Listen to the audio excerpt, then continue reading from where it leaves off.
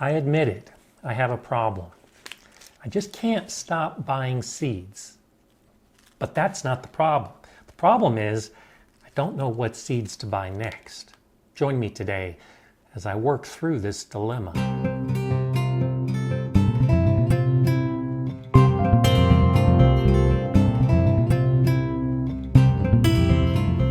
Hi, I'm Gardener Scott, and I'm a gardener.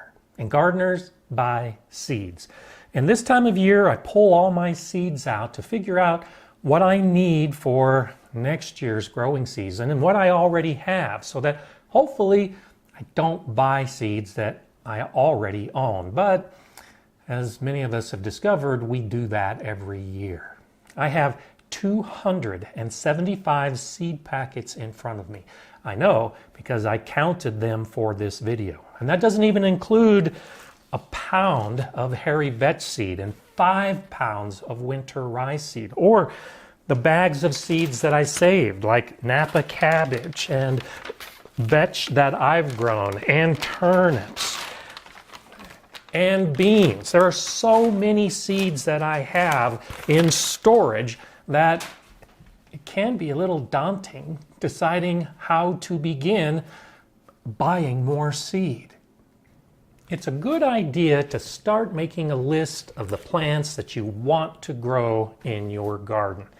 That's relatively easy. For instance, I know I want to grow tomatoes, so tomatoes made the list. But I've got 21 packages of tomato seeds already, 17 different varieties. You would think that this would offer me everything I could possibly want as far as growing tomatoes in my garden. And here's where the trouble really comes in. I've got Sun Gold, I've got Paul Robeson, I have my favorite Black Crim, I've got Berkeley Tie-Dye, I've got Glacier, I've got 17 different varieties to choose from. But every year I find something in a seed catalog that intrigues me. A tomato I've never grown before, or maybe one of you has suggested a new tomato to try. Well, even with all of these seed packages, there's always something new. I suggest you start with what you have, but when you're ready to experiment a little and expand your garden, well, then you need to buy some seeds, and that's where the problem sets in. 21 packages, and I still don't have enough. Going through your seed collection every year is a great idea, and you really have a good opportunity to start learning some self-restraint, which can be difficult for gardeners. I'm going to grow cucumbers. They're on the list, both slicing cucumbers and pickling cucumbers. And so I have my seeds, 22 packages of seeds. And those 22 packages, well, there's really only 5 different varieties.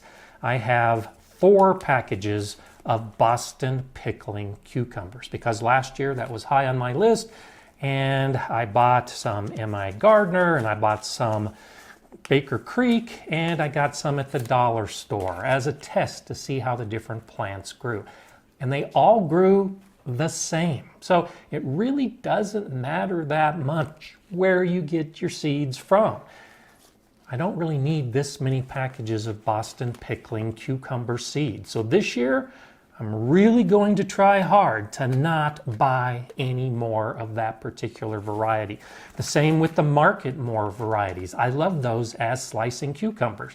Well, I've got 3 packages. I don't need any more.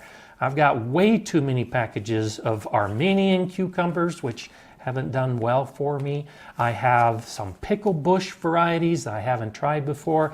These are seed packages, some that were given to me, most that I bought, but they just kept accumulating. So I'm putting my foot down for myself.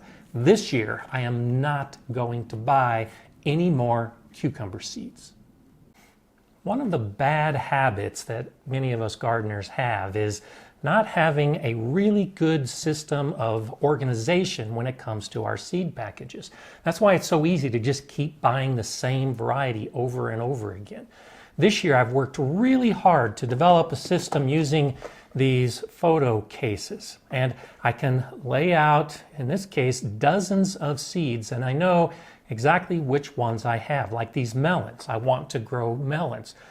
I only have 3 seed packages, but they're 3 different types. I don't need to buy anything different this year. In fact, one of these I didn't even grow this last year, so it's perfectly suited to grow this year. The same with so many of the rest of my plants. I've got 13 different types of pepper seeds. 13 packages, 13 varieties.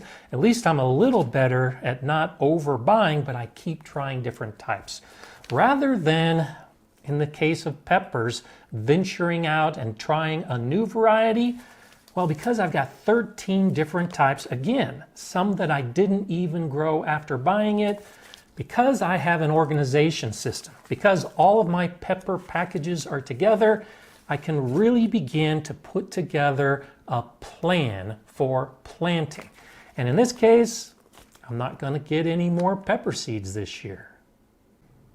A good seed organization system doesn't just have to be to identify what not to buy. It's ideal for identifying exactly what it is you should buy, like peas. I grow peas in the spring and I grow peas in the fall, but as I look at my container of seeds, I've only got 2 packages, and both of these are opened because I grew these peas this last season. Well, now peas go on my list of seeds to buy to make sure that I have enough for the entire growing season.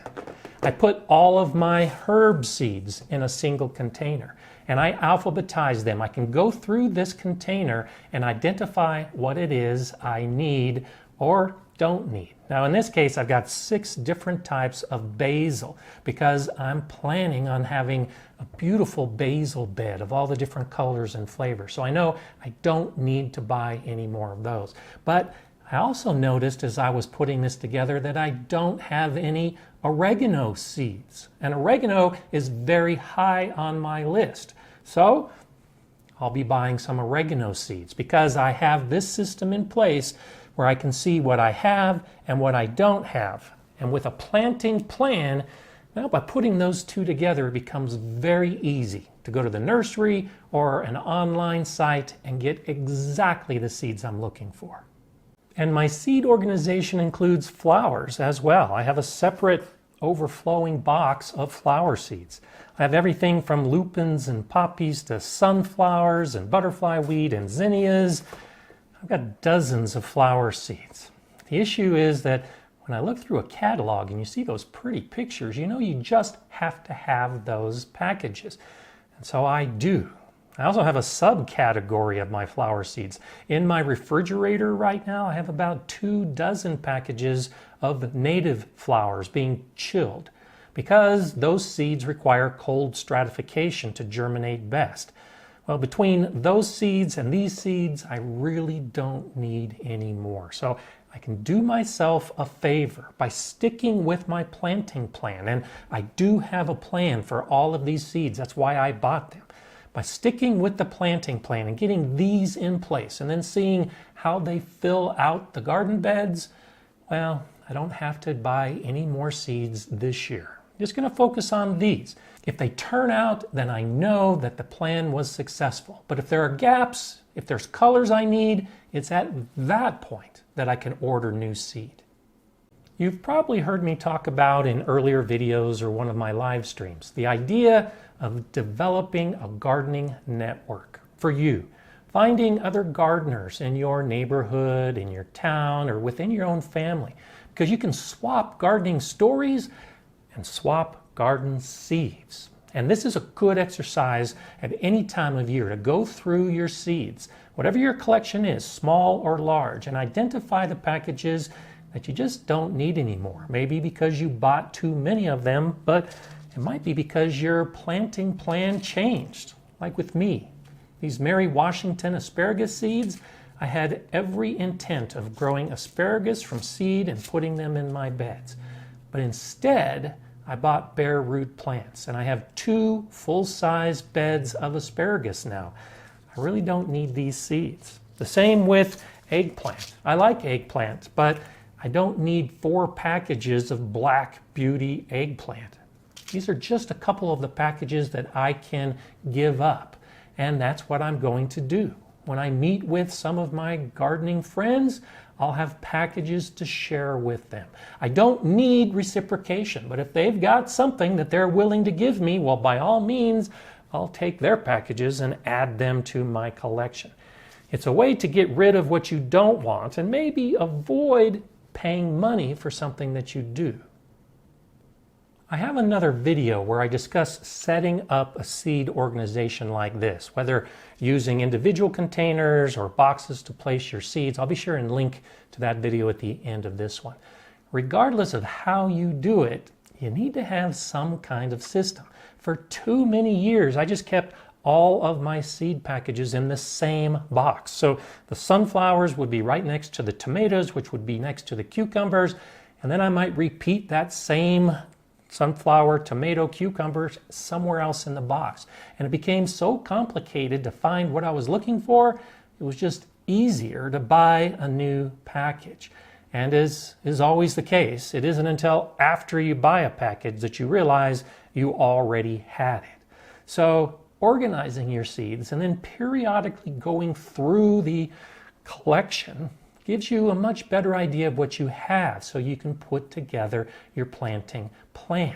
And you might be thinking about, well, how long do these seeds last? Because seeds don't last forever.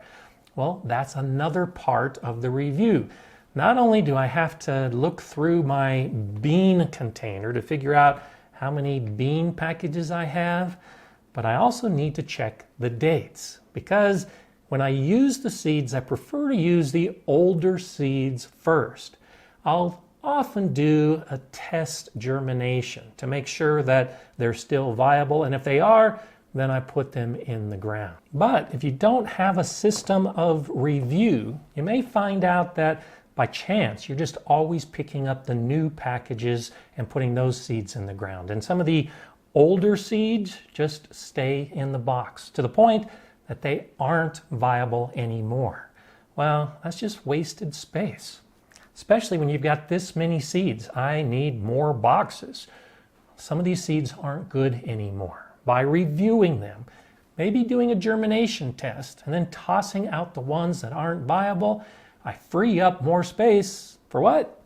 Buying more seeds. This doesn't need to be a lot of work. In fact, I don't look at it as work. It's really enjoyable for me to look through the seeds I have and then maybe come across one like lemon drop tomatoes. I'd forgotten I had lemon drops. I started some from seed last year, gave those plants away, but I ended up not growing any of my own. Subterra's Select from Seed Savers Exchange, well, I didn't grow those last year, so now they can be added to my list for this year.